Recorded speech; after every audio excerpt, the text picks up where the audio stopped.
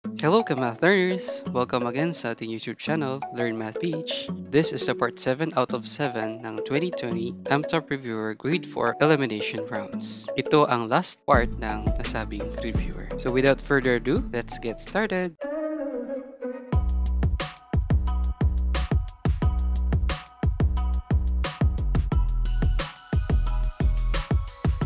Problem number 31. Grade 4 pupils of Ipil Central School are divided into 4 sections. 3 sections have equal number of pupils, while the remaining section has 30 pupils, which is 3 pupils more than each of the other sections have. How many pupils are there in all? So meron tayong clue. Clue number 1, meron daw 4 na sections. Clue number 2, sa isang section ay may 30 pupils. Clue number 3 natin, yung tatlong sections ay maminusan natin ng 3 kasi yung isang section, sabi doon 30 pupils, which is 3 pupils more than each of the other sections have. Ibig sabihin, yung iba, tatlong sections ay 27 pupils. Kasi 30 minus 3 equals 27. Para ma-visualize natin ito, makikita natin sa diagram, sa isang section may 30 pupils at yung tatlong sections na natira ay tig 27 pupils each. So, 27 times 3 equals 81. Tapos, dagdagan natin yung plus 30 na isang section. So, 81 plus 30 equals 111.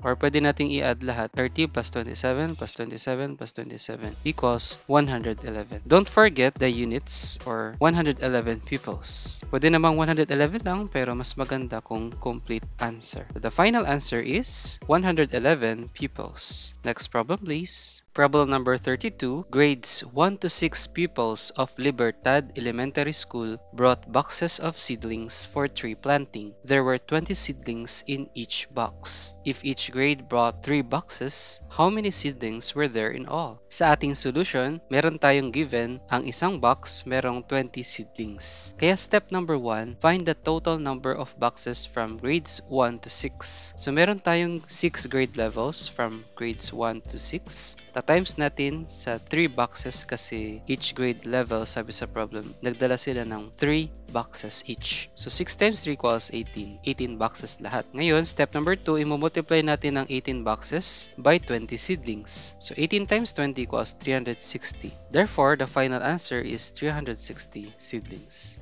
Next problem, please. Problem number 33. The sum of two numbers is 13, and their difference is 1. What is 3 times the larger number? Sa ating solution, let x be the smaller number and let y be the larger number. Step number 1, gagawa muna tayo ng equation based on the problem. Sabi sa problem, the sum of two numbers is 13. So pag i-add natin ng x plus y, ang result ay 13. So x plus y equals 13. Yun yung ating equation 1. How about yung equation 2? Sabi sa problem ulit, and their difference is 1. Kapag sinabing difference, subtraction yun. So, uunahin muna natin ang larger number minus the smaller number. So, y minus x equals 1. Hindi x minus y kasi ang larger number, sabi natin sa kanina sa taas, let y be the larger number. So, mauuna yung y. Y minus x equals 1. So pagkatapos nating gumawa ng mga equations based on the problem, step number 2 is elimination method. Gusto natin na may makancel tayo na isang variable, which is yung x. Gusto nating ma-eliminate ang x. Kaya i-rearrange lang natin ang equation 2. So yung y minus x equals 1 magiging negative x plus y equals 1. So in that way, makakancel na natin ang x at negative x. So cancel. Ang matitira na lang is y plus y equals 2y. 13 plus 1 equals 14. So 2y equals 14. Divide both sides by 2, magiging y equals 7. So ang larger number natin ay number 7. Pero hindi pa ito yung final answer. Bakit? Kasi sabi sa problem, what is 3 times the larger number? So multiply pa natin sa 3. So 3 times 7 equals 21. So the final answer is 21. Again, gumawa tayo ng mga equation muna based on the problem. Nakuha natin na equation 1, x plus y equals 13, na equation 2, y minus x equals 1.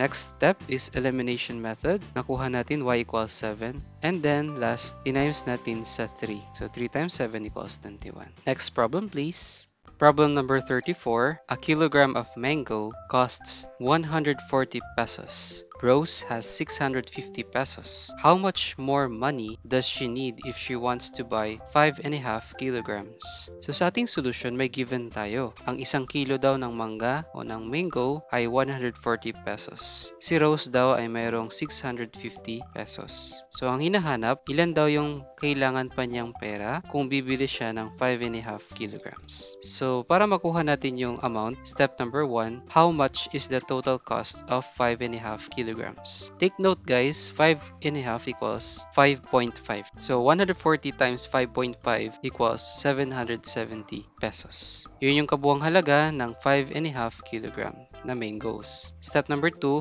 subtract natin ang 770 minus kung ilan yung meron si Rose, 650 pesos. So 770 pesos minus 650 pesos is equivalent to 120 pesos. So the final answer is 120 pesos. Next problem please, last but not the least. Problem number 35. On the first day of February 2020, the Gamas family will plan for their vacation in Ormoc City. If their vacation will start on April 6, 2020, how many days do they have for planning the vacation? So sa ating solution, alam nyo ba, did you know that 2020 is a leap year? Ano ba yung leap year? Ang February has 29 days. So, nag-occur ito every 4 years. Therefore, 2016, 2024, 2028, 2032 are all leap year. Okay, sa ating solution, para makuha ito, kailangan nating malaman kung kailan tayo mag-i-start at kung kailan tayo magtatapos sa pagbibilang ng days ng planning of their vacation.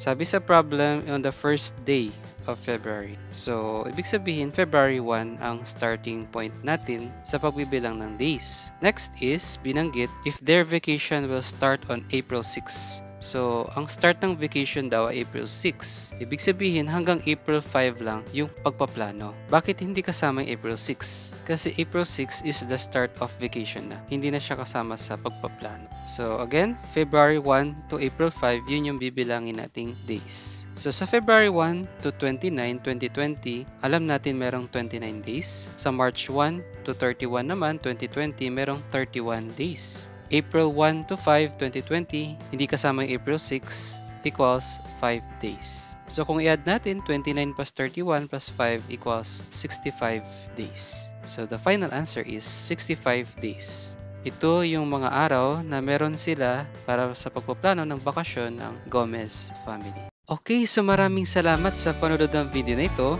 Kung nakatulong sa iyo, please like, share, and subscribe to our YouTube channel, Learn Math Page. Kung bago ka pa lang sa ating YouTube channel, Learn Math Page, please subscribe to our YouTube channel because in our channel, you will find and learn a simple and clear explanation to math lessons and ideas, and also a step-by-step solution to math problems para ma-improve mo rin ang iyong problem-solving skills.